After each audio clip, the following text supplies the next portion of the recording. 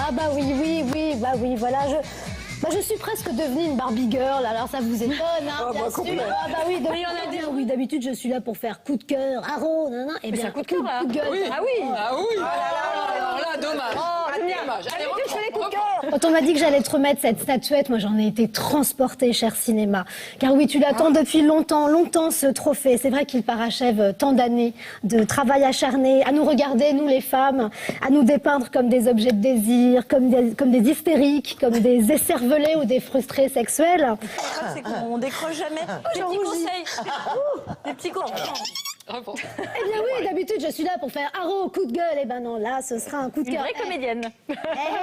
Molière bientôt. Bah, Nathalie va être bicentenaire, hein, à ce rythme-là.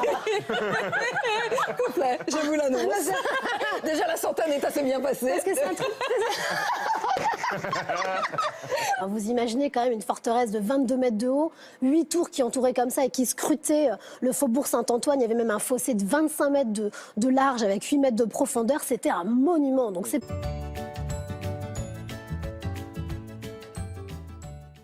Vous êtes au parc André Citroën où les Parisiens recherchent la fraîcheur. Bah oui, ils essayent tant bien que mal. Et vous voyez quand même ici au parc André Citroën, ils flottent comme un air de vacances. Hein. Sur les images de Julien Jacquet, vous le voyez. Les enfants essayent de se rafraîchir dans ces jets d'eau. On essaye tant bien que mal de rafraîchir son corps parce que ça a été un peu compliqué quand même cette nuit, il faut bien le dire. Et puis pour d'autres, c'est aussi un moyen de prolonger un peu les vacances et d'assurer un petit bronzage. Et c'est le cas de Pauline. Vous évoque quoi, vous ? Ça m'évoque que c'est du grand n'importe quoi, si vous voulez savoir. Je pense que ça ne se produirait pas en France. Je pense qu'il y a une liberté. Ici, on est tenu de venir avec une cravate. Ascension de la mature, compétence indispensable pour embarquer sur l'Hermione. Harnais, ligne de sécurité, dernière règle à respecter, je suis paré à monter dans le haut-banc. Enfin presque. On va juste appeler pour finir le parachute de secours. Ça, c'est le petit bisutage. Ça se déclenche automatiquement. Merci Steph, Voilà. c'est cool. Vous savez, dans ma folle journée de dimanche, j'ai assisté à leur conférence de rédaction. Et c'est donc un sujet de Lise David, Marie-Agnès Suquet et Vianney Delécluse. Alors, ce matin, on a rendez-vous à la rédaction du Petit Quotidien pour assister à leur conférence de préparation du numéro spécial attentat. On va voir comment ça se conçoit. Venez avec moi.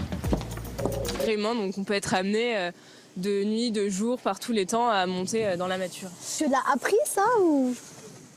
Oui, on s'est entraîné, voilà, on est monté vraiment beaucoup de fois à quai dans ces conditions-là pour après être capable de monter en mer. Sana, comment tu te sens là? Tu rentres en scène dans 20 minutes? Est-ce que tu as un petit peu peur? Tu as le trac? Oui, mais c'est normal. Hein.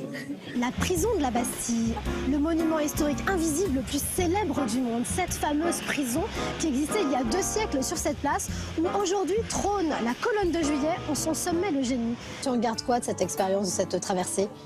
Comme pas mal de gens, ça a un peu transformé notre vie. On était beaucoup à faire des choses complètement différentes.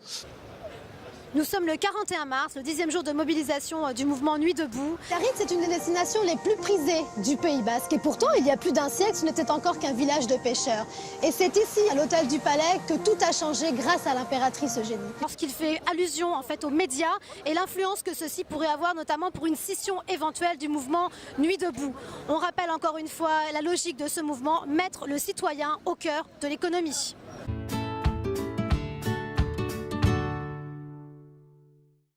Non, puis c'est une école de la vie, vraiment, Stéphane. Moi, c'est ce que j'ai ressenti. J'étais encore émue en voyant les images parce que tous les gens que j'ai rencontrés sur l'Hermione sont tous des passionnés d'une humilité et d'une discrétion incroyable. Ils ont même plus envie de vous parler de leur voyage en Atlantique, tellement c'était fort entre eux. C'est une belle... Elle a exercé plus de 150 métiers qui étaient à l'époque réservés qu'aux hommes.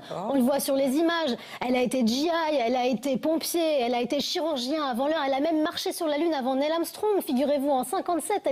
À la base, c'est vrai que c'était un tout petit village de pêcheurs et elle a contribué. Alors, elle était complètement amoureuse de ce coin alors qu'elle a quand même failli se noyer, paraît-il. Hein. C'est ce qu'on raconte. Dans le port de Saint-Jean-de-Luz. Bah voilà, et pour autant, voilà, elle tenait pas vraiment beaucoup de rancune au Pays Basque puisqu'elle voulait tout le temps y venir.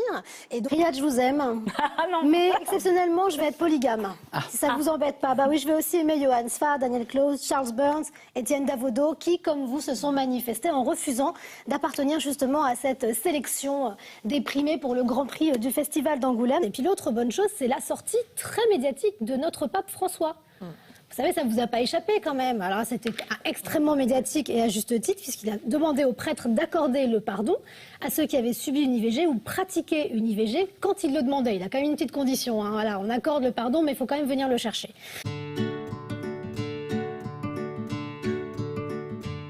Non mais je suis émue parce que je vous cache pas que moi, en fait j'en ai pleuré en les écoutant parce que c'était beau, il y avait 400 personnes dans la salle, ils étaient tous émus, tous transis, tous ensemble et en fait ils chantaient d'une seule personne. Et là j'ai compris le vivre ensemble et la solidarité et j'avais envie de le saluer avec vous parce que c'est une très très belle initiative. Et puis le message qu'il a envoyé, c'est un vrai message de résilience aussi, ce mot qu'on aime beaucoup employer au maternel parce que qu'est-ce que nous disent ces réfugiés qui ont 87, 80 ans, etc. Bah, qu'on peut, sur ce terreau extrêmement difficile, se construire aussi une vie meilleure et être capable de prodiguer des conseils aussi et d'être beaucoup plus en empathie. Et je crois qu'aujourd'hui, on a vraiment tous besoin d'être un peu plus en solidarité, en empathie les uns vis-à-vis des autres. On a beaucoup aimé cette chronique, pardon, je ne le dis pas pour vous flatter, mais... Elle va être très contente, là, on va l'entendre toute la journée, là.